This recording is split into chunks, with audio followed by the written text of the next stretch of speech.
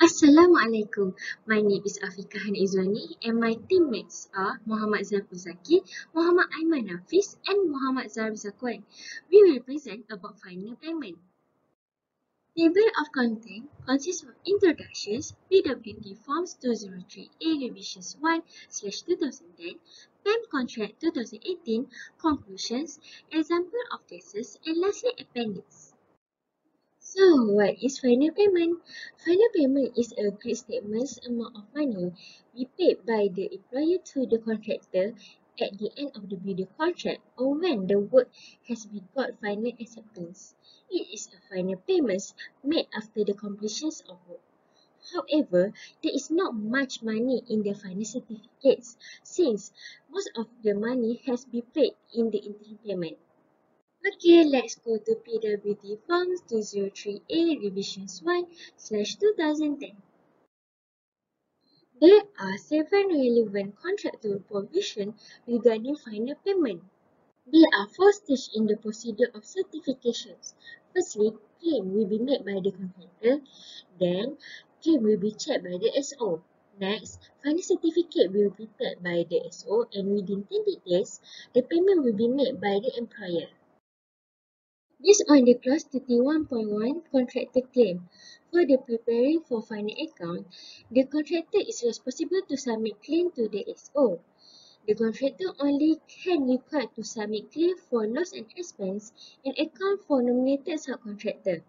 The contractor cannot claim for other works and the claim must be submitted as soon as possible. No more claims will be entertained after the expire of 3 months periods. The SO will only consider the claims that submit on time.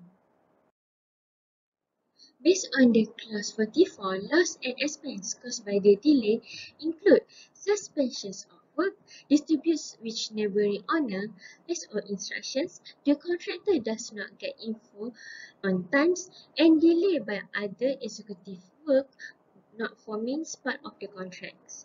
So, what will be considered? Which other contract will not be paid under any other provisions of contract and which the contract had given written notice of his intention to claim within the stipulated time, which is within 13 days if is occurrence of such event. Account for nominated subcontractor and supplier. Within 3 months, the contractor is responsible to submit all supporting documents regarding claims for loss and expense and account for nominated subcontractor for the preparations of final account. Based on the clause 31.2, it stated that the employer will prepare final account based on available information that prepared by the contractor within a stipulated time. So, the SO does not have to consider the supporting evidence given after 3 months period. Assalamualaikum warahmatullahi wabarakatuh. My name is Muhammad Zaiful Zaki and I will continue our presentation with certifications in PWD. Timing of certification. Under clause 31.3, the final payment process only starts after the work has been approved. That is after the issuance of the Certificate of Practical Completion (CPC). An inspection of the work will be conducted by the SO on expiry of defect liability period (DLP). The final certificate must be issued within 3 months after the expiry of defect liability period if there is no further defect as in Figure 2. If the inspection reveals outstanding defects, the SO will prepare schedule of defects that can be issued to the contractor within 14 days after the end of defect liability period.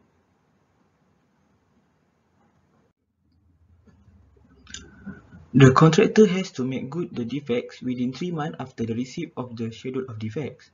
The final certificate must be issued within 3 months after the issuance of Certificate of Completion of Making Good Defects (CCMGD) as in Figure 3. The certificate must be issued within the stipulated time and it is considered a breach of contract if the employee cannot do it on time. For government jobs, based on KPKR Circular dated 20 September 2000, final certificate must be issued within 6 months after the issuance of Certificate of Practical Completion (CPC). Any cost incurred by the employer for making good defects letter, if any, can be claimed from performance bond. Content of certificate. Under clause 31.4, final certificate is a statement of all the final valuation. The contractor should be paid for all work done by him as well as for loss and expense incurred.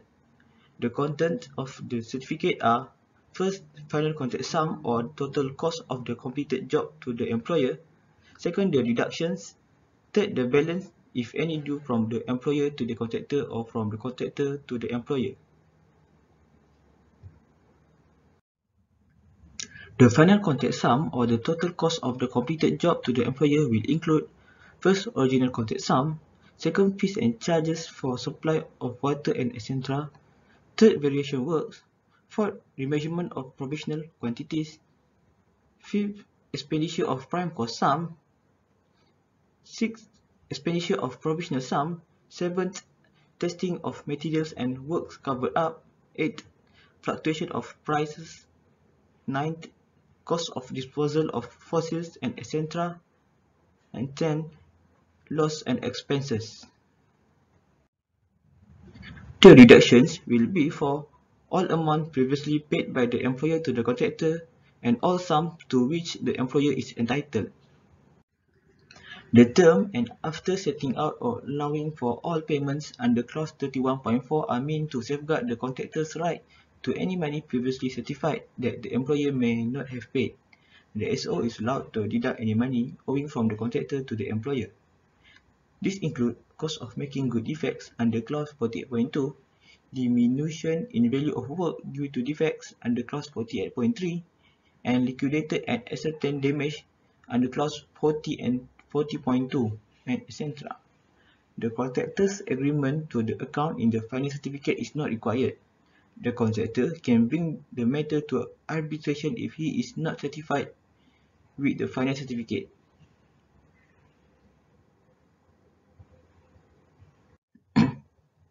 Effect of final certificate.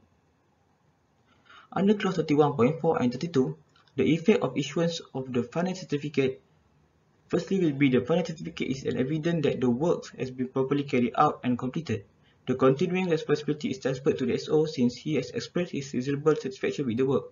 The SO is also responsible for the supervision of the work. However, the final payment certificate is not a conclusive evidence that the works are perfect strictly in accordance to contract. The contractor remains liable to employer for any breach in complying with what has been specified. Under the Limitation Act, 12 years for contract under seal and 6 years for others. The second effect of final certificate will be the final certificate is an evidence that all necessary adjustment to the contract sum has been done accordingly, which include all variations and claims have been considered. The third effect of final certificate is the final payment certificate is not final and conclusive if the dispute is brought to arbitrator or court. The certificate can be disputed in such circumstances as fraud in the preparation of certificate, by contractor in presenting information to the SO, by request in financial element in certificate, and by the SO in drawing up the account. Second, defect which will not have been disclosed by reasonable inspection before the issuance of certificate. Third, accidental inclusion or exclusion of work. And fourth, arithmetical error in the computation of account, which including quantities and pricing error. Next, hi, my name is Muhammad Razakwan bin Muhammad Zulkifli. I will continue about the payment to contractor. Under clause 31.4, we can obtain three important things, which is certificate, period of honoring certificate, and amount to be paid. Under certificate, the final payment is the last certificate for the contractor, while for the period of honoring certificate, the period can be seen in the appendix. If the period is not stated, the payment need to be paid within 30 days after the issuance of the final payment certificate, and the amount to be paid. If the final contract sum exceeds the total amount paid to the contractor, the excess amount need to be paid to contractor by the employer and vice versa. Next, under PWD clause 31.5, before releasing the payment to contractor, SO need to make sure that the contractor has settled wages. The contractor needs to settle all the wages to his workers, including subcontractors. The reason to settle wages is most of workers employed by contract only. When the project is completed, most of them will be unemployed. Thus, it is to safeguard the interest of workers for next project. And the last one is make necessary contribution to authorities. Contractor also need to make necessary contribution to authorities, which is under Employment Act 1955, Employees Social Security Act 1969, and Employees Provident Fund Act 1965. Hi, Assalamualaikum. My name is Muhammad Amwan Nafis bin Mamo. I will explain about final payment for FAM contract 2018. Okay, the table shows here is the graphs that relate to the final payment under FAM contract 2018. Almost similar to the PWD form, but there are certain graphs that are different, such as graphs number 13.10, 30.11, and 30.14, which I will explain in the next slide. Okay. Okay, this is clause 30.10. In this clause, it explains that contractor have a duty to submit all the documents for the preparation of final account to the architect within 6 months after the issuance of certificate of practical completion. In case that the nominated subcon and the nominated suppliers did not submit to the architect earlier, then both of the documents must be sent by contractor. Okay, documents such as latest construction drawings and details of all quantities, rates, and costs. Any contract modification with explanation and supporting vouchers, documents, and conclusion that may be required. When the architect receive all these documents, the architect have 6 months to make the final account. Okay, for example, if the contractor delay in submitting the document to the architect within 6 months, then the deadline will be extended. For example, the contractor need to submit within 6 months, but he late where he submit after 8 months. So the deadline will be extended until 14 months instead of 12 months because the architect need to must make the final account within 6 months.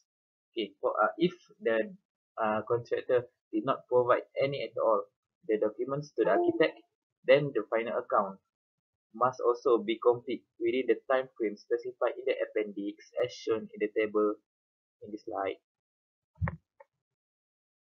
Okay, now for the clause 30.10a. Okay, when contractor and employer receive the final account, both of them have the right to appeal the final account that prepared by the architect if they notice there are dispute in the final accounts. Okay, where if there is no dispute stated notice or gives notice to the architect within 3 months, then the final account will be deemed conclusive and agreed by both parties. Okay. Okay, this is clause 30.10b, which mostly explain the procedure. If the contractor or the employee disagree with the final account because of dispute. Okay. Firstly, within 3 months after receive the final account, the contractor or the employer can send notice to the other with copies to the architect and quantity surveyor specify the ground of disputes. Next, the architect and quantity surveyor will decide whether to amend or not the final account within 3 months after receive the notice from the architect, from the contractor or the employer. Within 3 months of receiving the amended final account or making the decision not to make any changes. Firstly, it can be resolved. The dispute can be resolved by arbitration. If not, all parties must agree on the final account or amended final account that prepared by the architect and quantity surveyor. Okay, this is the timeline procedure that I have already explained before. This clause 30.11, which is explain about the items in the final account. Item that employer and contractor will list separately and not include in the final account is liquidated damages set off by employer and interest payable by either party. The employer will be able to recoup some of the cost of this item as a debt from any monies due or to become due to contractor and from performance bonds. contractual agreement towards the final account is not required. He can bring the matter to arbitration if he not satisfied with the final account, which I explained before. Okay, clause 30.14 about issuance of final certificate. It explained that final certificate can be issued after 21 days after the issuance of period of honoring certificate. If the date of the period of honoring certificate is not stated, then it must be issued after 21 days from the penultimate certificate being issued. Okay, this penultimate certificate can be issued within 14 days after CMGD being issued, which explained in clause 30.30. For example, if there is no penultimate certificate, then the final certificate can be issued within 28 days after CMGD, as shown in the figure below. Okay, the conclusion. Okay, the conclusion is current rapid rise in delay of time take to close a final account has damaged the good name of construction industry in Malaysia. There are several causes of delays, and as a conclusion, construction project is considered as successful if it is complete without any issue. Move on to example cases for final payment. First one is Liang Court 1 Nisara, Sdn Bhd v Mohammed Shukri Abdul Ghani and Ors. The contractor erred by submitting insufficient document, which is lack of proof of work done, so the judge dismissed the application due to lack of attachment of certification of work done. It is because there is no attachment of CPC to the claim to show the work was completed. The judge found that the contractor's claim was premature as the CPC and the final certificate were yet to be issued. It was crucial for the finalization of final account. The next one is Hasrat Sedaya Sdn Bhd versus Bumi Highway Sdn Bhd. It is about failing to show supporting document for the remaining claim. The contractor made a mistake in submitting the final account document. Only about 1 million was allowed by the judge, and the remaining claim of 200,000 was rejected for lack of evidence. The appellant failed to provide any valid proof to support the work undertaken for the remaining work, so the judge did not award the full sum requested. The last one is about CM Indah versus UB Usha Bina Sdn Bhd. This is about the employer's team delayed the issuance of CMGD and statement of final account and led to the dispute. The judge granted the summary judgment request because the work had been shown to be done and defects liability period had passed. Since the work was successfully done and the final amount claimed is correct, the judge ruled that the employer's officer was at fault for failing to issue the CMGD and final certificate within a reasonable period. Next, move on to example final certificate for PWD. This is the example for PWD using JKR 66 form. Next is example final certificate for PAM. This is the statement of final account for PAM. This is for construction and completion of shop lot at Taman Megah Petaling Jaya for Megah Holdings Sdn Bhd. That's all from us. Thank you.